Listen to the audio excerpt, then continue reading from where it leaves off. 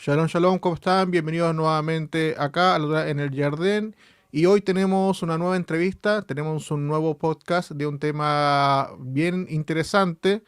Tengo una maravillosa invitada sobre el tema que vamos a hablar. Vamos a conversar un poco sobre los criptojudíos, estos judíos conversos al cristianismo y las vicisitudes que tienen o que tuvieron que vivir en su época. Así que damos la bienvenida a la profesora Alicia Shahed, que le agradezco de antemano aceptar la invitación a mi canal. ¿Cómo se encuentra la profesora Alicia? Bueno, muchas gracias, gracias por invitarme. La verdad que me dio mucha alegría.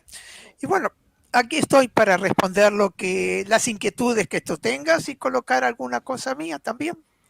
Perfecto. Profesora Alicia, lo primero, ¿quién es Alicia Shahed? ¿A qué se dedica? ¿Qué es lo que hace? Bueno, Alicia Chajés es un poco difícil de definirla. Yo digo que nací en Argentina, viví mucho tiempo en Brasil y ahora estoy en Israel. A mí me gusta vivir peligrosamente. Lugares que son complicados. Yo soy profesora de historia, el título, que para mí no tiene mucha importancia, pero es licenciada en historia. El título me recibí en Brasil y además tengo un posgrado en enseñanza de español para brasileños. Y me dedico hace más de 20 años a trabajar con criptojudíos, especialmente con un grupo que son de Mallorca.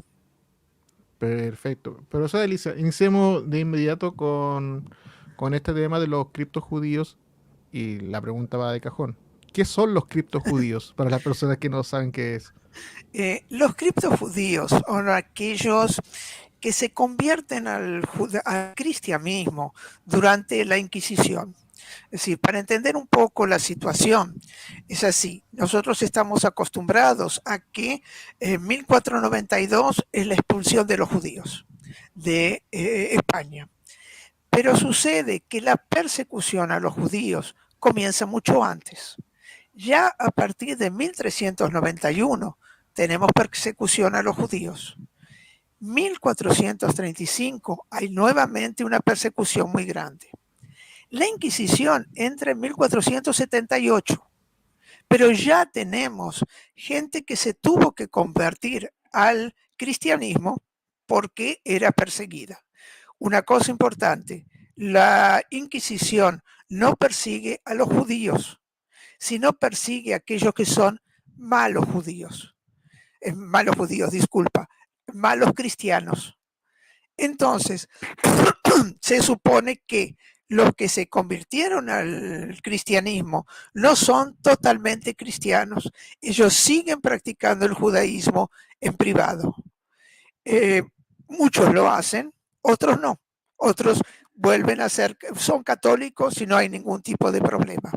Entonces, el cripto judío es aquel que tiene que adoptar el cristianismo y practicar el judaísmo en secreto. Ok, Respondí.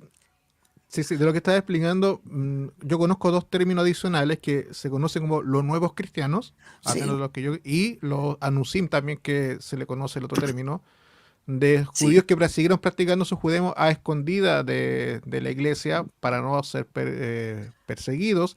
Y también me trajo unos recuerdos de un libro que leí que menciona que en realidad, como bien dijo, no perseguían a los judíos, seguían más a los nuevos cristianos, exacto. porque querían ver que realmente estaban practicando el cristianismo, yendo a la iglesia o Eh, todo lo que tenga que ver con eso.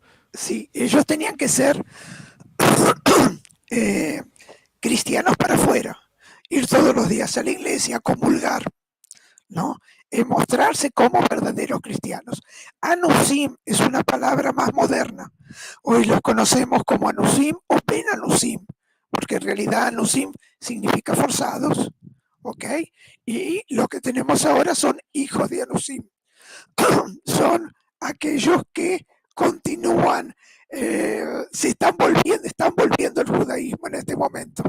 Entonces decimos que son Benarusim, los que vuelven al judaísmo. ¿Me preguntaste algo más que no te respondí? No, no, está perfecto eso.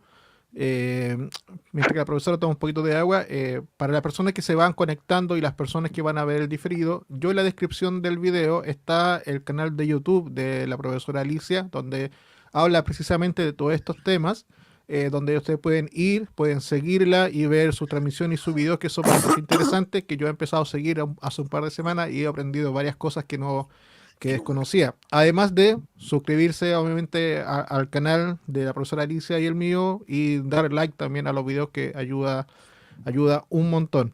Sí, Profesora Alicia, de lo que ha estado explicando, en la península ibérica, que es España-Portugal, se van a sí, crear muchas juderías. sí. Estos criptos judíos, ¿qué relación van a tener con las juderías? ¿Son aceptados? ¿Lo hacen escondidas? ¿Cómo viven con las juderías de los distintos lugares en la península? Lo que sucede es lo siguiente. Los judíos vivían en un lugar especial que era la judería. A partir de la Edad Media va a haber lugares específicos para cada grupo. Tenemos las etnias, las morerías, las juderías, ellos van a vivir en esos lugares. Cuando son obligados a convertirse, van a seguir viviendo en el mismo lugar. En el mismo lugar, pero la relación con los cristianos que están y con la iglesia que está va a ser diferente. Entre ellos no va a haber ningún tipo de problema. Van algunos que van a practicar más el judaísmo, otros no, pero la relación de ellos sigue siendo la misma. Entonces tenemos la judería, que son varias juderías en un determinado lugar, y tenemos las aljamas. La aljama es la parte legal, es la parte que tiene, organiza la vida de la judería. Porque la judería, antes y después de la Inquisición, hay que pagar impuestos, hay que trabajar y pagar sobre lo que se gana. Entonces, esa es la vida, pero la vida de ellos en general no cambia. ¿Tú tienes alguna otra información?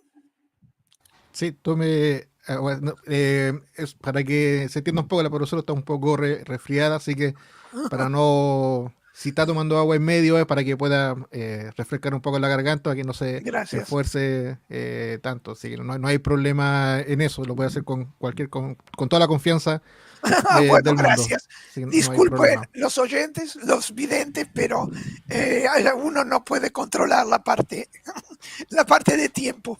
Sí, no hay ningún problema. Em, dentro de las juderías, que una de las más famosas que existe es Toledo, está en Sevilla o hacia el norte de España y también por Portugal. em, ¿Qué tipos de relación van a tener estos criptos judíos o estas juderías con la corona española y con los califatos, porque van a ir mezclándose? ¿Cómo se relacionan? Si tuvieron mejor o menor relación, o bien o mala relación, mejor dicho, con la corona o con los califatos? ¿Con quién se llevaba mejor? ¿Con quién tuvieron mayor libertad de poder moverse? La iglesia, los musulmanes tenían una característica que era tanto los cristianos como los judíos eran considerados la gente del libro. Entonces ellos tenían algunas prerrogativas, tenían que pagar impuestos, que era el estatuto de Dimins, pero pagando el estatuto de Dimins, pagando ese impuesto, ellos tenían un tránsito más fácil dentro del espacio de los musulmanes.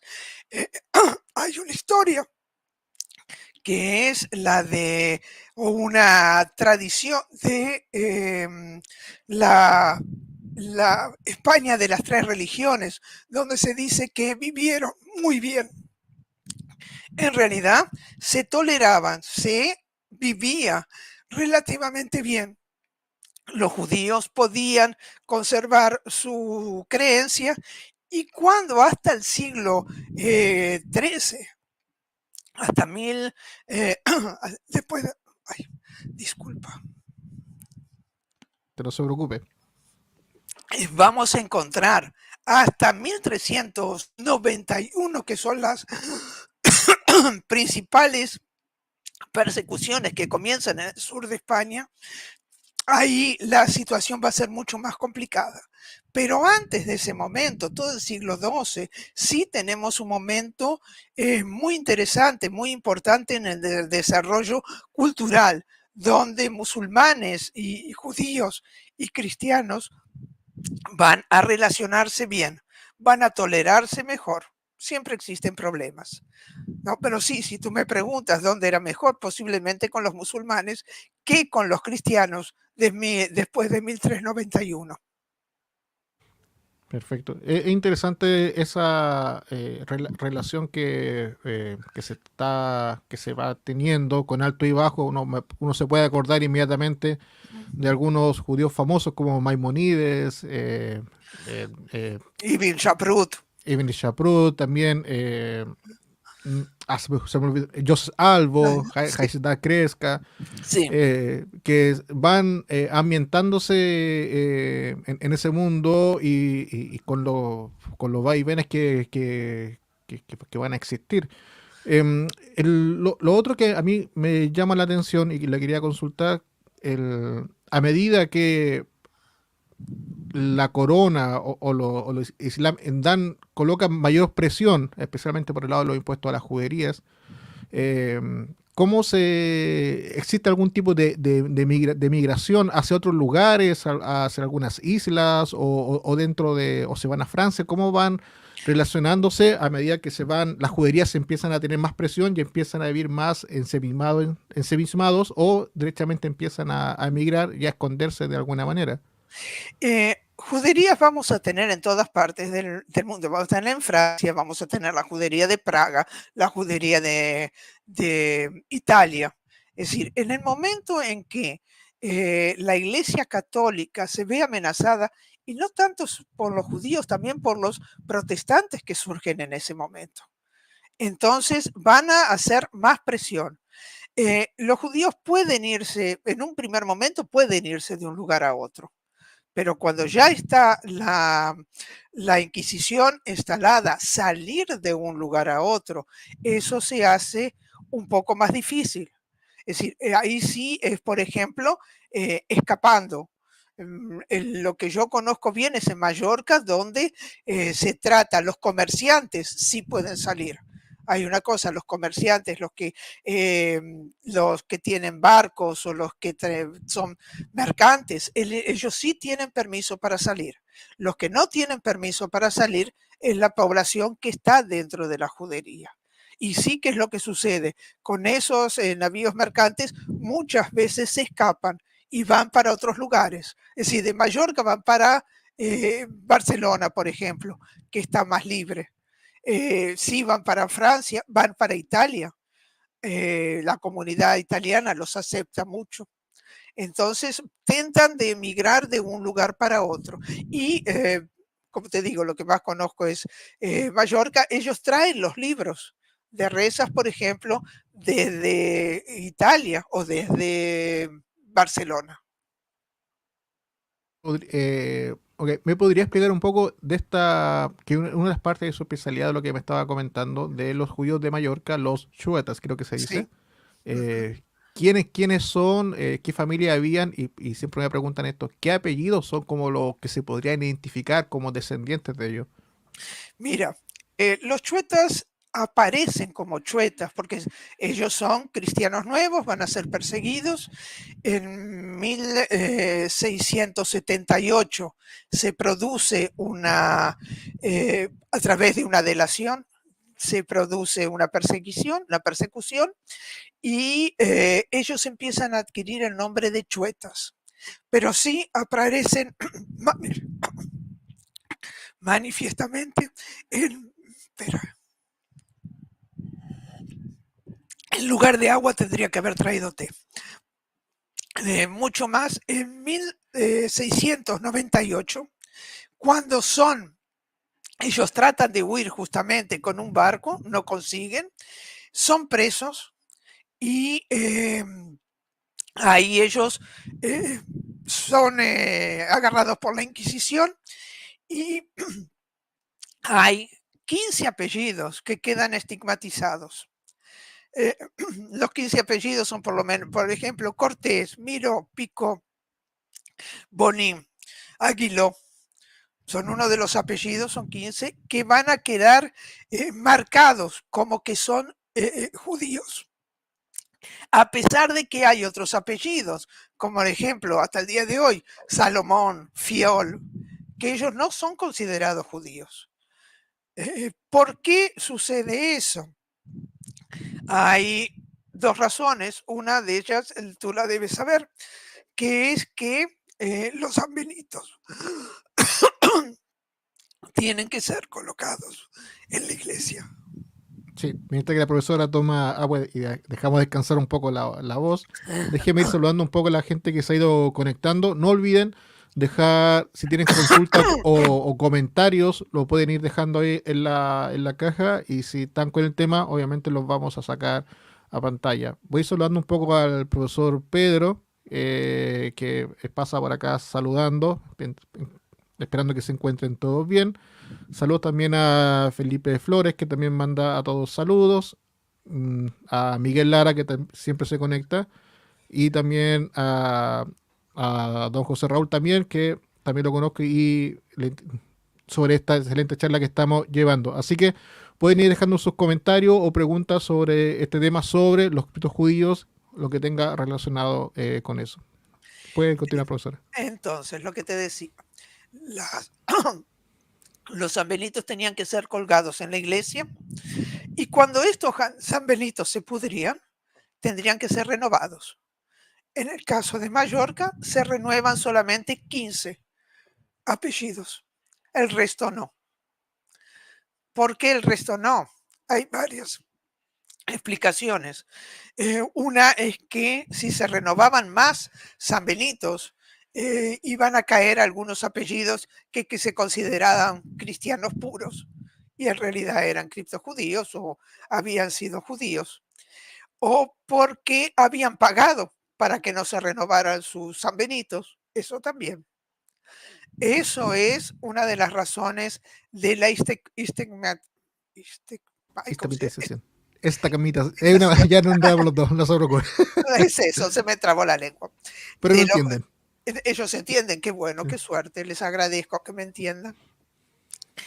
Pero también hubo un libro que se llamó La Fe Triunfante, que fue escrito por un padre jesuita, el padre Garau, que hace una descripción horrible del auto de fe, y eso se utiliza como propaganda política. Acá me mencionó dos temas interesantes. Uno, el tema de los autos de fe, que en América, en México y en Perú Sí. se hizo mucho las persecuciones a familias de nuevos cristianos. Sí, ¿me puedes explicar un poco, para las personas que no saben, qué es un auto de fe que se hacían? ¿Qué se Lamentablemente. hacían? Yo explico muy de forma burda, pan y circo. Okay. Sí. No sé si tú concuerdas conmigo. Sí, Era sí. todo un teatro que era para asustar, que era para mostrar el poder de la iglesia. Acuérdate que yo les dije que la iglesia estaba perdiendo poder. Entonces, para eso a los condenados se los llevaba en una procesión pública, ¿no? Con el San Benito, eran lo que se llama relajados, castigados públicamente. Ese castigo podía ser físico o podía ser solo psicológico, el hecho de tener que salir con el San Benito, y toda la gente iba a verlo. Era un espectáculo público donde se hacían prácticamente, digamos, un picnic, una reunión. Eso daba el poder de la iglesia y se mostraba el poder de la iglesia y asustaba a las personas que tenían intención de repente practicar el judaísmo en privado. En algunos casos lo conseguía, en otros no. Y no todos eran, digamos, quemados en la hoguera, porque también una de los objetivos era conseguir el dinero de esas personas. Entonces, la corona y la iglesia, es decir, se repartían la cantidad de dinero que quedaba, ¿no? Que se le sacaba. Y eso después trajo muchos problemas en todas las juderías porque quedaban pobres. Es decir, quienes trabajaban, quienes tenían el comercio y quienes producían eran los judíos o los criptojudíos después. Si se sacaba todo el dinero, toda la posibilidad, ellos se quedaban sin nada. Los lugares se quedaban con poco dinero, digamos. Perfecto. El tema del San Benito me llevó a recordar un libro que se llama Al pie de la Virgen, Mm, que es un libro bastante interesante sobre la autora es una descendiente de judíos sefardí y que empieza un poco a, digamos, a reconstruir la historia. mm, Y hay un capítulo que le dedica, que le dice a los pies de la Virgen sobre que las juderías o a los nuevos judíos cuando los iban a ver si realmente estaban siendo buenos cristianos, eh, salió esta costumbre de colocar una virgen en reemplazo de la mesusa, escondiendo el clav debajo del pie de la virgen. No sé si nos sí. puede contar un poco sobre esa historia. Mira, sobre esa historia es lo que tú contaste, yo mucho más, no sé, es decir, ellos venían y besaban a la Virgen y decían que religiosos son, y lo que pasa que el clave estaba abajo. Esa es una. Había muchas maneras. eh, Hay un dicho en español que es más inútil que chancho en mesa de judío o en mesa de cripto judío.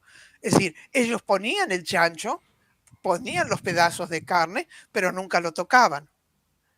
Ah, interesante. Yo creo que vi un reportaje en internet sobre no sé si es verdad o no, pero cuenta el guía turista del que el famoso jamón serrano es una creación de los nuevos judíos para demostrar que ellos comían cerdo, lo colgaban afuera. Sí, Pero ellos nunca pensaron que secándose le iba a dar un sabor tan especial que se volvió famoso en España.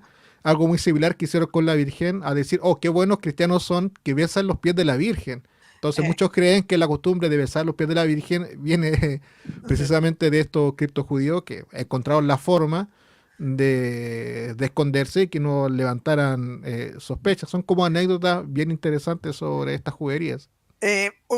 otra cosa es la comida. Es decir, ellos tenían que comer caliente.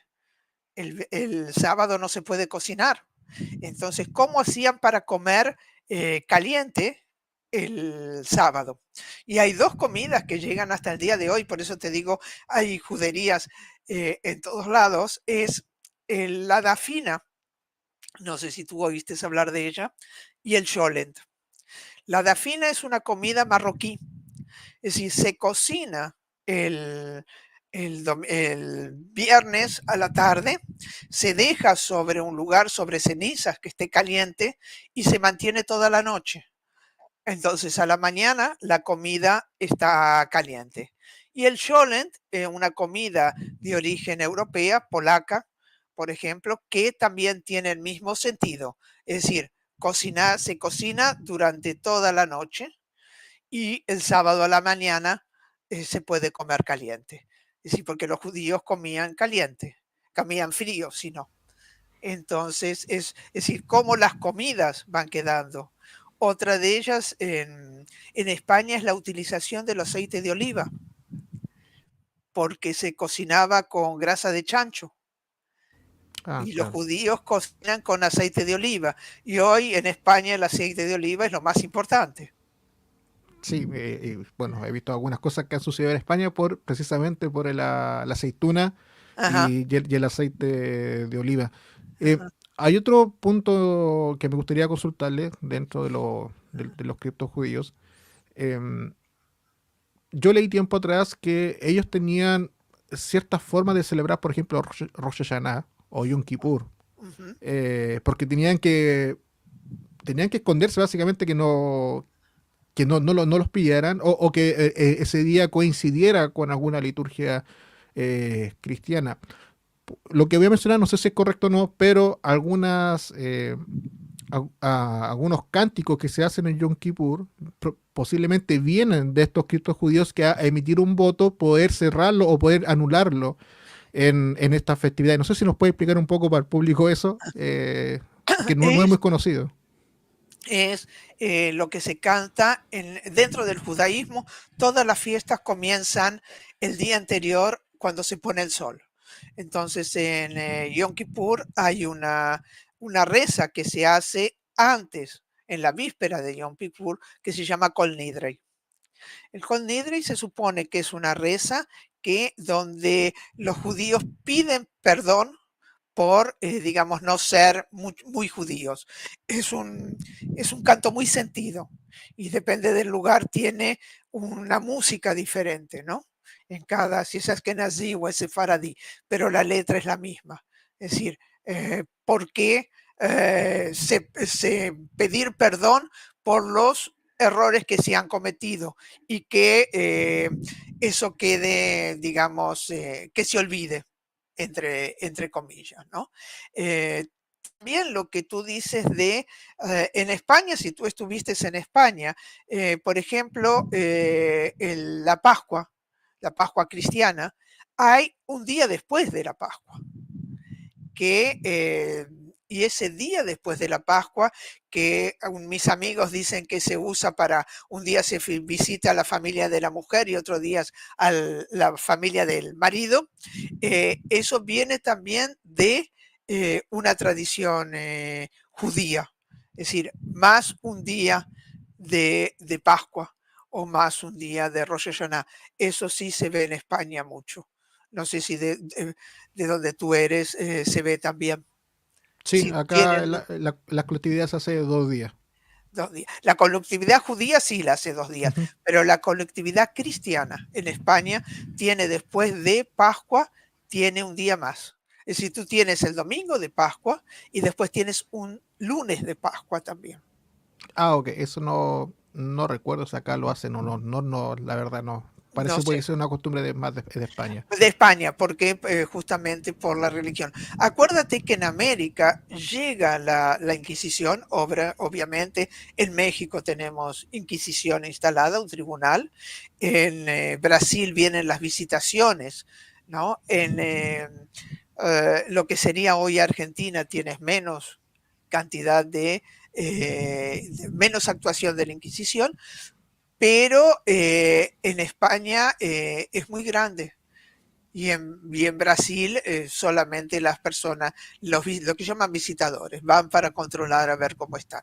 No hay tribunal en Brasil, por ejemplo. Ok, acaba de mencionar América.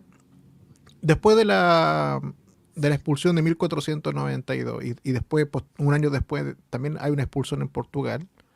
Mm. Me gustaría hablar cómo funciona esta migración hacia distintas partes, pero especialmente hacia las Américas. ¿Qué tanto hay de leyenda o verdad que muchos viajan, se dicen, con Colón, viajan a América y posteriormente siguen viajando hacia la América, arrancando de la Inquisición y algo que es interesante, comprando títulos Sí, para poder llegar con títulos de nobleza a América? No sé si nos puede mencionar un poquito o hablar un poco de esto. mira, llegan, sí, o embarcados como simple grumete, ¿no? Para poder salir. Un ejemplo es Vasco da Gama, que es cristiano nuevo. Dentro de Brasil es Pero Vaz de Camilla, Pero Vaz de Camilla, que es también cristiano nuevo. Otro que es un Caro Amurú, que es un personaje casi místico. Y ellos sí, llegan, se embarcan como pueden para poder salir.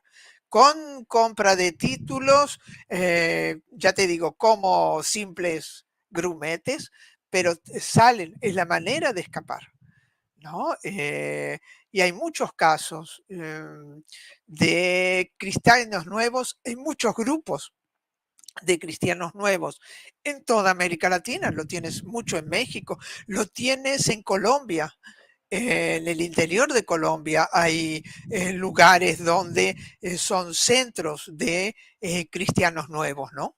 donde ellos se forman. Y hoy en día hay muchos cristianos nuevos, o anusim, como tú dices, que están volviendo ¿cómo se llama? Al judaísmo. Están formando nuevos grupos que son los grupos emergentes, ¿no?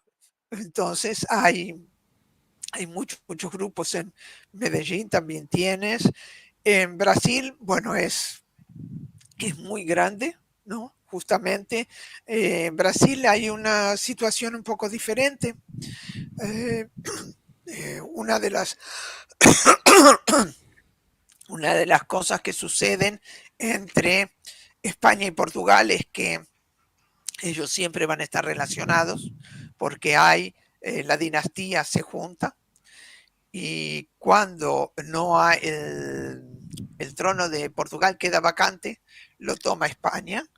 España en ese momento está en guerra con Holanda, y los holandeses van para Brasil y toman el noreste de Brasil, que es Recife. Y los que eran cristianos nuevos que llegan a Holanda, vuelven a ser judíos, van para Recife, y ahí forman una comunidad grande. En el momento que Portugal retoma Recife, esos cristianos que habían sido nuevos, que vuelven a ser judíos, el ida y vuelta, muchos se quedan en el interior y después reaparecen como nuevos cristianos, como tú dices. Disculpa, cristianos nuevos es la traducción literal del portugués. Toque no, pues, pero es lo mismo, no cambia el factor como en la No cambia el matemática, factor. no cambia el factor. Hay una historia interesante de un libro que leí que se llama Los judíos en América, los testigos olvidados, que es de una editorial chilena del año 61, es súper antiguo el libro, que lo tengo ahí, no lo quiero sacar porque se me va a hacer mal. Cuenta la historia de precisamente de estos nuevos cristianos de México, Colombia, Perú, Chile y Argentina. Hace un recuento de los apellidos y las familias que fueron llegando desde el siglo XV en adelante hasta como el siglo XVII, que hay registro.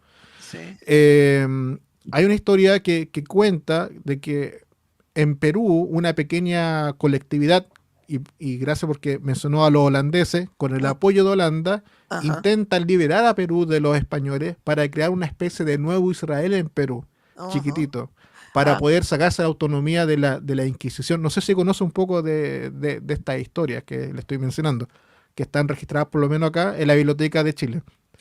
No, eso no lo sabía realmente. Es decir, hay tanto material, tantas cosas para leer, yo creo que no voy a acabar nunca de leer. Es mucho material, sí.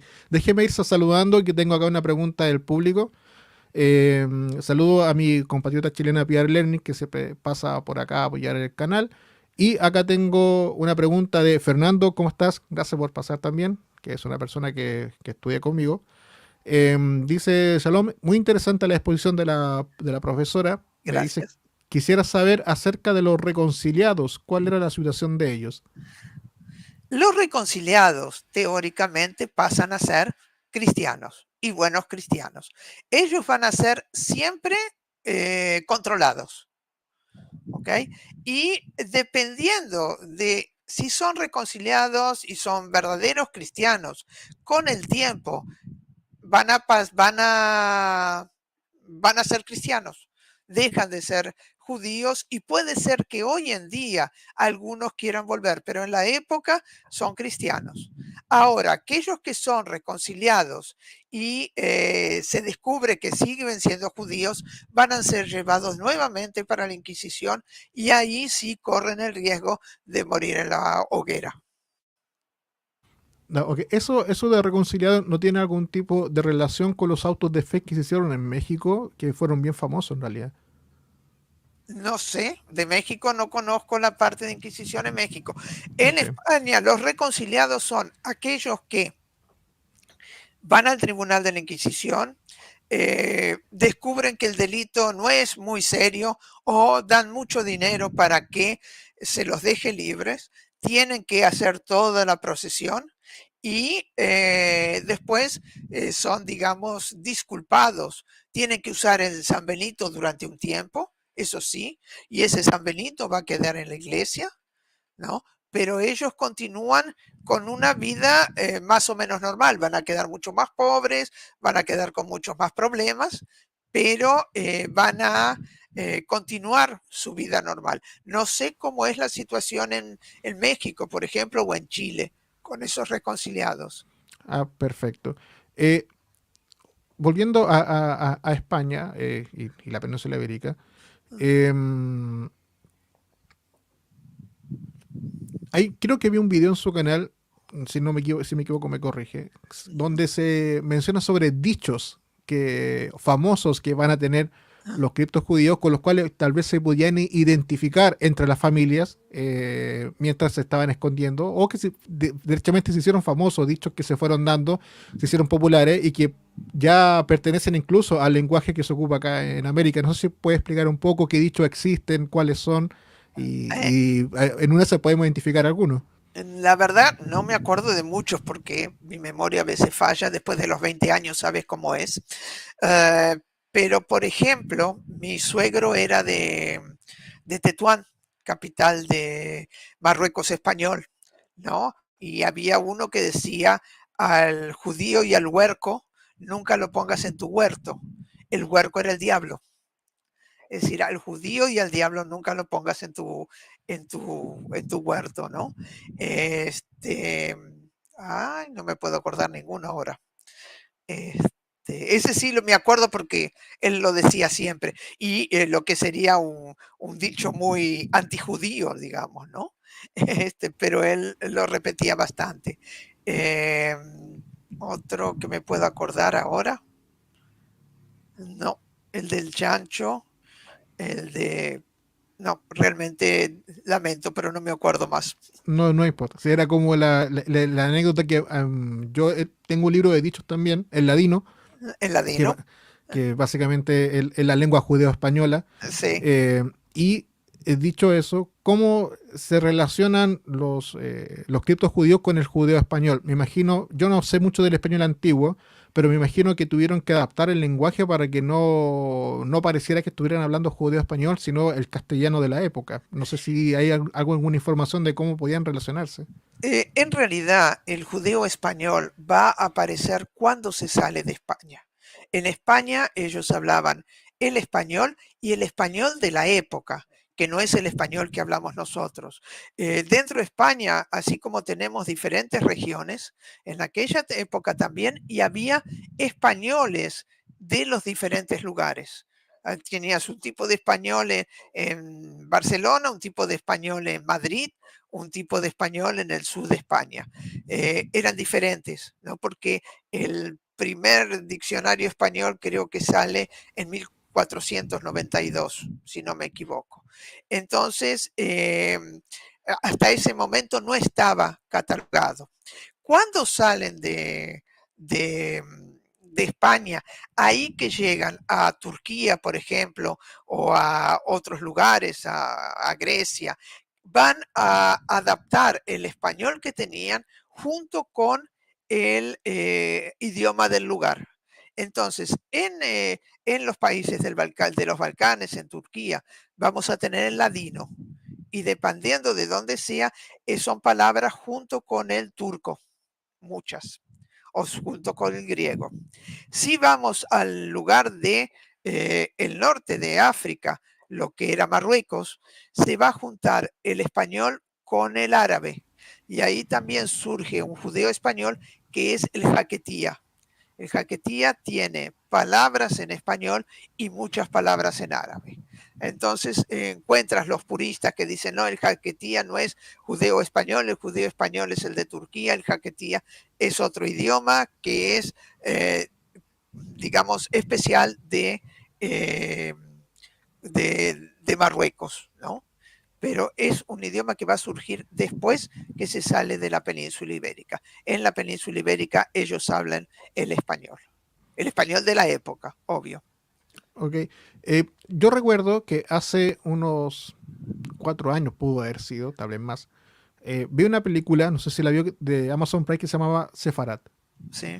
que es una película que a mí me gustó mucho, que está hablado en portugués y Ujú. cuenta la historia de estos criptos judíos que están viviendo de manera oculta en ciertos pueblos de Portugal.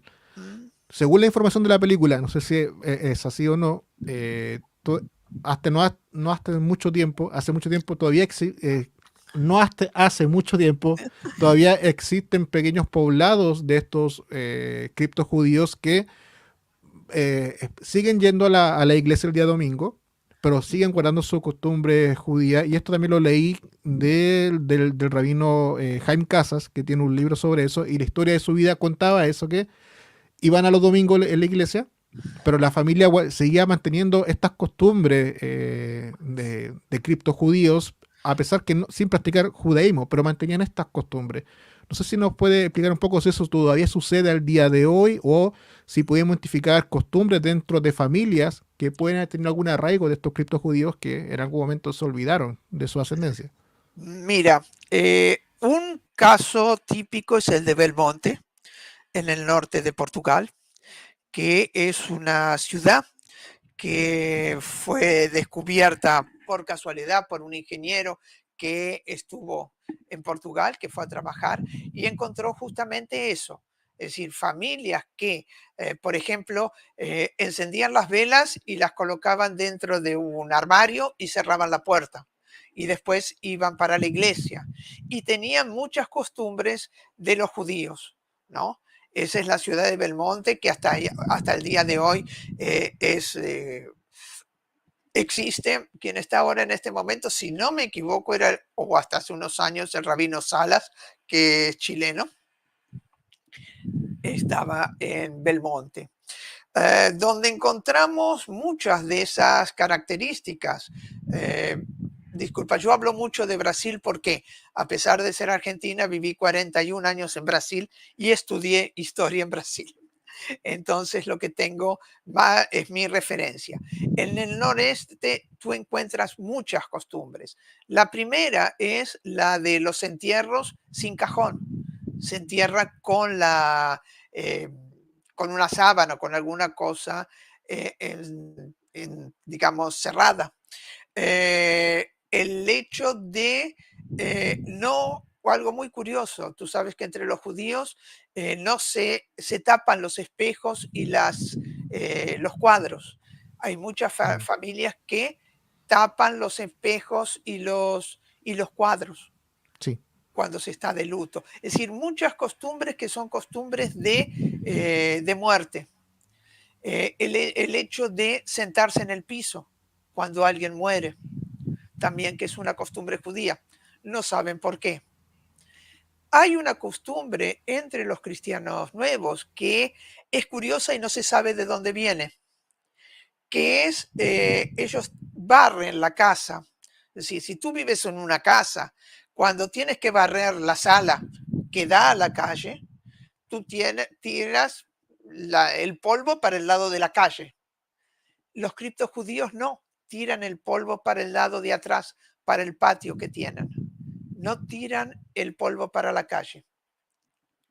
Eh, la única explicación que alguna vez me dieron es que se supone que en la puerta tendría que estar la mezuzá, entonces que no se puede tirar nada sucio porque está la mezuzá. Pero no existe una explicación judía para eso. Lo de la mezuzá me haría mucho más sentido. Para mí también, pero no es es decir, no es una costumbre judía tomada por los criptojudíos. Ok, perfecto. Es una, y si te puedo contar una anécdota, Sí, claro. eh, yo tengo en Brasil, en San Pablo, una amiga que es del noreste, de el norte de Brasil, y conoció a un médico judío, ella no es judía, a un médico judío, ok, se enamoraron, se casaron, y cuando ella va a la casa del novio, de los padres del novio, descubre que hay muchas costumbres que ella hacía en la casa. Es decir, encender las velas, eso es muy común en el norte brasilero, encender las velas en los viernes.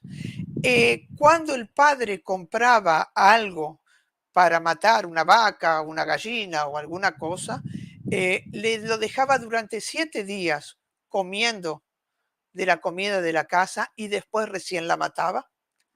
Es decir, era una manera de cayerizar.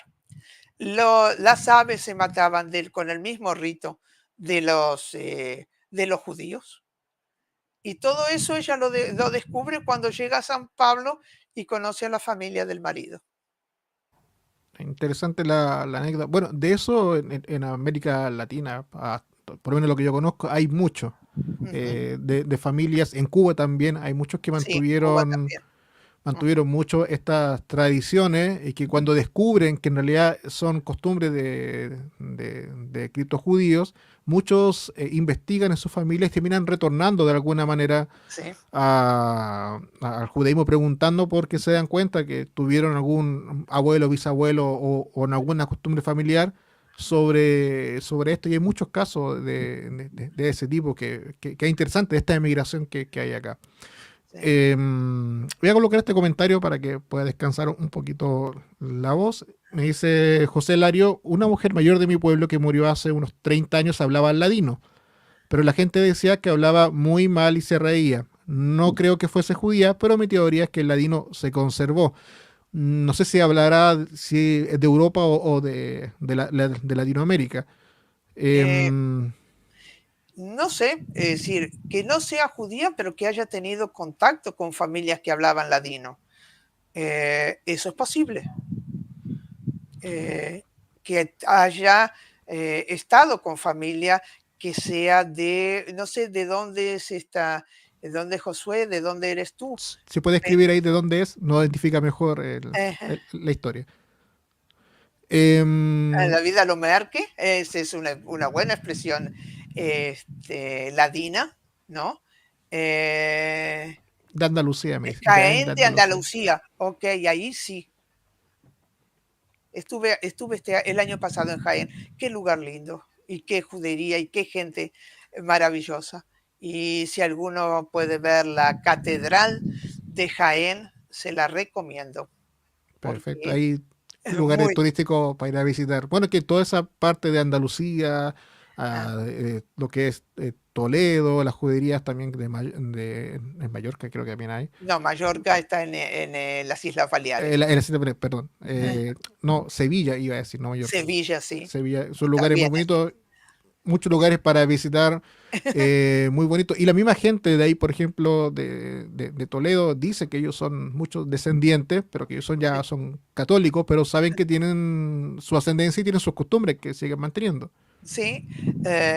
Bueno, en Toledo tú encuentras un montón de lugares interesantes, encuentras muchos lugares, sobre todo en Toledo, ¿cómo se llama? Mallorca menos, pero no sé si tú sabes lo que es la micve, una Sí, sí. micve. No sé si tus oyentes saben. La micve es donde se hace el baño ritual, ¿no? Y en Toledo tienes muchos lugares que tienen mikve todavía, ¿no? Que es el lugar donde se bañaban, ¿no? Entonces encuentras esos resquicios, ¿no? De lo que era la judería y la gente que vivía ahí, en, dentro de Toledo y de otros lugares. Otros lugares. Y lo que tú dices, lo que dice de hablar ladino, no sería difícil que gente que haya salido de el norte de África haya ido para Andalucía. Eh, Algo curioso, la madre de mi suegro hablaba que parecía alguien que había salido ahora del sur de España. Ah, ok, perfecto. Y para ir finalizando, para no alargar y pasarnos del tiempo que habíamos establecido, tengo una pregunta que si la maneja información lo puede explicar, si no, no hay problema. Ajá. De un tema que yo estudié hace años atrás sobre los nuevos cristianos, pero que arrancaron de la iglesia, pero optaron el camino de vengarse de la iglesia. Y se volvieron corsarios o piratas. sí, No sé si maneja un poco de esa información, si nos pueden contar un poco esa información, si es que la maneja, porque muchas personas no saben que muchos famosos piratas, o sea, perdón, muchos famosos, claro, famosos piratas eran judíos, sí. que se los contrató la corona inglesa y otros que se volvieron derechamente piratas, y que acá en América tenemos tumbas con el símbolo pirata y con las manos del símbolo de la bendición coanítica. Entonces, Sí, bien hay interesante. una tumba de una mujer que era pirata. No me acuerdo el nombre ahora. Lo puedo encontrar acá que lo tengo.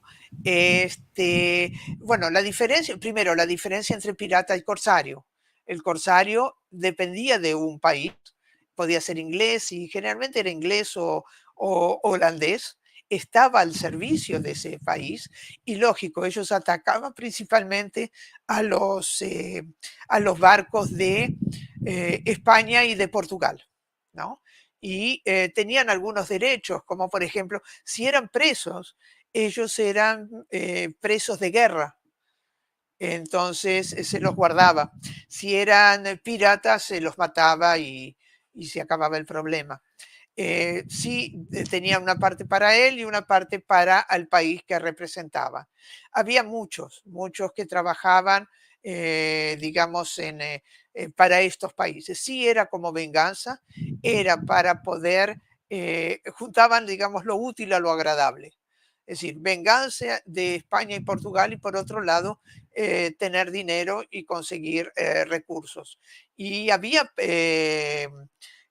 corsarios, no sé si era corsario o pirata, que era muy bien visto en la parte de México, porque ellos habían liberado a Luisiana, ¿no? Luchaban a favor de Luisiana para que sea mexicana.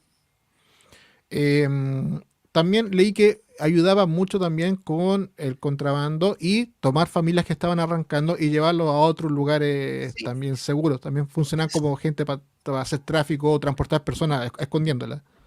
Hay un caso, vuelvo a decirte lo que yo tengo más conocimiento, entre los dos juntamos las cosas.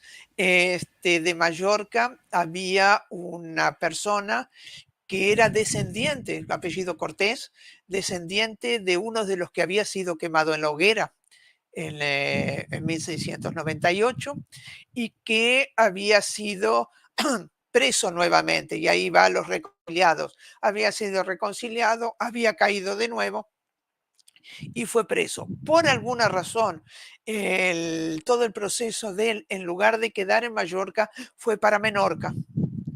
Y en Menorca había alguien que tenía relaciones con la corona, que tenía barcos, que era corsario, y consigue, a través de relaciones políticas, liberar a esa persona de Cortés y mandarlo para Alejandría, ¿no? Entonces lo salva yendo para allá. Eh, Posteriormente él también es condenado por bigamia, pero esa es bueno, otra historia.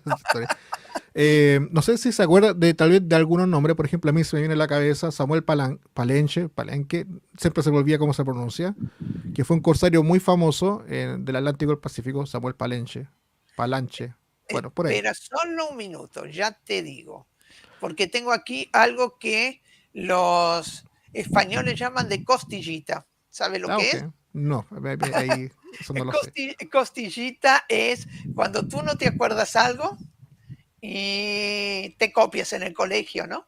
Ah, ok, entiendo, entiendo. Entonces, como piratas tienes Barba Negra, Edward Teach, y como corsarios, esos dentro de los que no son judíos, Sir Francis Drake, ¿no? Sí, es bien Esos famoso. son piratas. Y dentro de los judíos tienes, espera así, solo un minuto, Samuel Palachi, que era un Samuel rabino, Palanche. y además de corsario, era capitán, embajador, espía y fue un pirata muy importante en el siglo XVII y operó en el Mediterráneo, ¿no? Él atacaba españoles y portugueses. Otros muy importantes son los hermanos Lafitte, Hermano Jean y Lafette, sí. Pierre Lafitte, ¿no? que eran piratas franceses y que eran los que yo te decía que en el Golfo de México a comienzos del siglo XIX se los consideraba héroes porque tuvieron un papel importante en Luisiana, en la defensa de New Orleans, ¿no? Contra los británicos en este caso. Es bastante interesante, incluso posiblemente sea el mismo caso en el norte de México y en partes de Centroamérica se formó algo que se denominó la Alianza de las Banderas Negras, creo que por ahí va el nombre, que fue una alianza de corsarios judíos que se hicieron piratería obviamente, pero por el Pacífico, para llevar cosas de México hacia las comunidades que estaban hacia el sur del continente, y luego Colombia, Perú, pasaron también por Venezuela, que hay varias tumbas en el norte de Venezuela yendo a Panamá, y parte de Brasil. Es un tema que a mí me gusta mucho, que mucha gente no sabe, que se hizo mucha piratería para poder sobrevivir de alguna manera. Sí, era sobrevivir, escapar de la situación, aunque la vida de los piratas obviamente no era una vida muy buena, No. muy tranquila, pero por lo menos eran libres. Lo importante para ellos era la libertad. Y lo que conseguían hacer ayudando o alguna cosa así, es muy, muy interesante. Cómo ellos viven y cuál es la vida, digamos, que ellos llevan, ¿no? Y el legado que dejan de libertad, de querer mantener su libertad, ¿no? Que es una de las características. Hay aquí disculpa, estoy leyendo tu chat también, puede ser. Ah, ok, sí, no hay problema. Yo voy Eh, colocando acá. eh, eh, Dice acá, los Palanchi son los eh, actuales dueños de la marca Pronovias, que son judíos. Pronovias. Hay apellidos que continúan esta semana o la semana pasada. Tuve tenía que escribir una carta con una persona y quien la firmaba era Covarrubias. Y Covarrubias es un apellido de Cristiano Nuevo, de España, que viene desde el año 1500 más o menos. Y parte de la familia es católica y va a permanecer siempre católica, yo pienso que ahora también, pero en determinado momento una parte de la familia va a ser investigada por la Inquisición en esa época. Ah, ok. Acá Josué Lario nos dice, mi abuela pensaba que al morir alguien la casa quedaba impura, ella era cristiana, encendía velas y no usaba manteca para cocinar. Ajá. De lo que estaba mencionando. Bueno, me imagino que por el tema de la impureza de los muertos o la Shiva que se hace en los 7 días, Y no pues... usar manteca, eso yo lo aprendí después. Para mí manteca es manteca y no sé cómo es en Chile, pero manteca está hecha con grasa de vaca. En España la manteca es de chancho y la mantequilla es de grasa de vaca. Aunque no, acá es similar. Acá Bueno, en Argentina, tenemos... no, en Brasil tampoco. Manteca es manteca. Y ahí Ujú. aprendí que era diferente, ¿no? Entonces en la cocina también, es decir, se cocina con manteca o no. Si tú ves un episodio mío que yo hablé con, ¿cómo se llama? Tony Piñá. Tony Piñá es un cocinero y cómo cocinar de la manera kasher, y es un cocinero importante, ¿no? Hoy en día ya solamente da clase, pero cómo cocinar kasher para no mezclar Carne las con leche o no carne con mezclar los leche, utensilios. no mezclar los utensilios. Y cómo que él siempre fue de familia católica, el padre le había dado dos cosas. Uno era un cuchillo y le había dicho, con este cuchillo solo cortas carne. Este es un cuchillo especial para carne. Él nunca supo por qué era en la época que lo dio. Y en la familia de él tenían un jarrito y en ese jarrito solo se tomaba leche. No era para poner otra cosa que no fuera leche. Ok, Pero para que nunca se no... le explicaba por qué. Ok, entiendo. Claro, eso ya tiene que ver con la norma del kashrut en realidad para...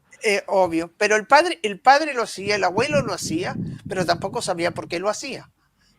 Ah, muy interesante. Ahí va quedando costumbres ahí Costumbres. que se van traspasando Ujú. de familia en familia. Ajá. Bueno, ya llevamos una hora, que el tiempo que le pedí a la profesora, ya muy agradecido por No, haber venido de esta agradable conversación, porque pasó muy rápido. sí, disculpa que, bueno, ahora mi voz mejoró, ok, empezamos de nuevo, Bueno, pero disculpa el comienzo. no se preocupe. De todas formas, muy agradecido. No se olviden, las personas que van a ver esto, esta entrevista también va a estar después subida a la plataforma de Spotify, así que las personas también después lo pueden escuchar por la otra plataforma, además de YouTube. Seguir a la profesora en su canal de YouTube. Vuelvo a repetir, está en la descripción del video. Usted está el link, cliquean y lo va a derivar directamente al canal de la profesora, donde puede ver todo el contenido de lo que hemos estado hablando y mucho más, que en una hora obviamente es imposible hablar de todo este tema y todo el contenido que la profesora trae.